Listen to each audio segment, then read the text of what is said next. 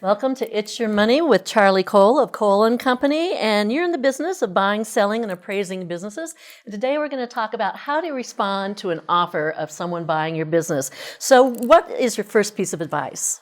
Well, this is the fun part of the deal. The first piece of advice is research. You want to consider when you get an offer, how many offers have you had prior? Is your phone ringing if you're trying to sell your business? And what are the tax consequences if you were to accept the offer? So you need to buy time. Tell the buyer that you will get back to them, but get some advice. That's the number one thing. It's not how much you get at closing, it's how much you keep after closing. Okay, and what happens if you get a really insultingly low ball offer?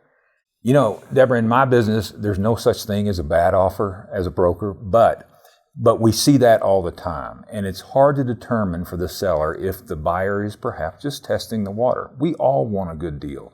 So my advice is don't be offended. You can buy some time and consider it. If it's a verbal low offer, ask them to put it in writing. If you want to communicate that you're not going to take a low offer, you might offer to split a small or give a small concession by splitting the closing costs. Don't be insulted because any offer is a good offer. It's very hard to get an offer when you're selling a business. That's interesting to me. So what I'm hearing you say is don't say yes immediately and don't say no immediately. That's exactly it. You want to know how much of the money you can keep. You want to know if there's a better deal out there. If you had an offer a few years ago, unsolicited perhaps, you had a data point where you know what the market will bring.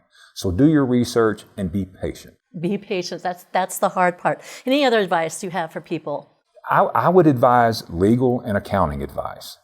You need to know what the contract is going to state. A lot of the offers come in a non-binding letter of intent. Those are great because you see the general terms and you don't incur a lot of legal expense. But before you sign a binding contract, speak with your attorney. All right. Well, thank you very much for joining us today. We really appreciate it. And if you'd like to know more about buying, selling, or getting an appraisal on your business, contact Charlie at colepartners.net.